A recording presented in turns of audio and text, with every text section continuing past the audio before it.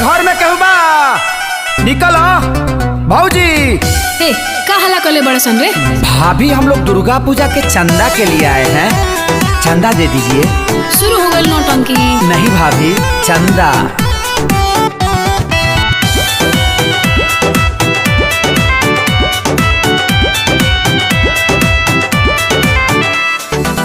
पर साल 551 ले गईला, एको कटोरी पर साद ना भेजैला। अब की तोहनी के फेरा में पड़े वाला नहीं था। पर साल 551 ले गईला, एको कटोरी पर साद ना भेजैला। सॉरी भाभी, पूजा पाठ में न कहिल जाला जिद भौजी, पूजा पाठ में न कहिल जाला जिद भौजी। तब बोला के तना के काटी रसीद भौजी, तब बोला के तना के काटी रसीद भौजी। बुझाता कि सोना के मेडल पहनाई बोलो, भाग यहाँ से। निमिया की डार मैया लावेलिया सनवा हो कि झूली रे झूली, कि मैया मोरी गावेली गीतिया हो कि झूली रे झूली ना, कि मैया मोरी गावेली गीतिया हो कि झूली रे झूली ना। देख रहे हैं भाभी, यहाँ तक आवाज आ रहा है। 4 गो चुना लगवाए हैं, बजट है, थोड़ा आप भी सपोर्ट कर दीजिए। तमन्ना लुटा दी ना। चंदा के पैसा खाए तोहनी के धंधा बा, आज के जमाना में ना केहू भी अंधा बा।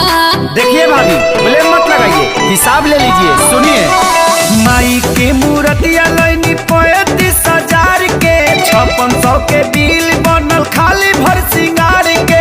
टेंट जरन है तो मंगावनी जोगाड़ से, भगती के पैसा बोला कहाँ जाए मार के। अब बताइए कहाँ से पैसा बचा? नहीं, वो हम कहीं सुने थे। हऊ बड़की पुजारी कद सीधी भौजी, हऊ बड़की पुजारी कद सीधी भौजी। बोला के तना के काटी रसीद भौजी, बोला के तना के काटी रसीद भौजी।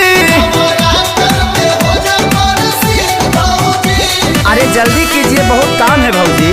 तो जाना के रोक ले बा, बड़ी टेढ़ भी है।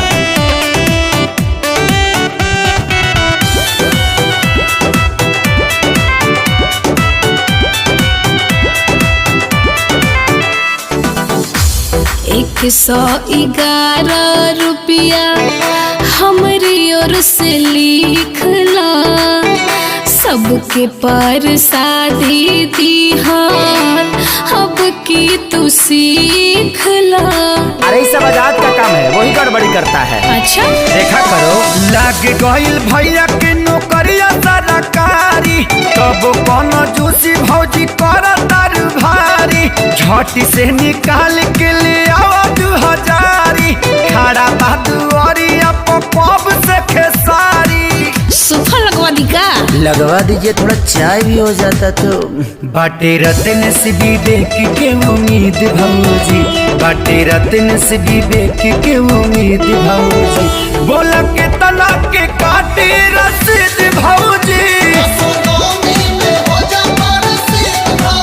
तो बोला के तना के काटे रसीद भौजी। चुपचाप धर आ निकल।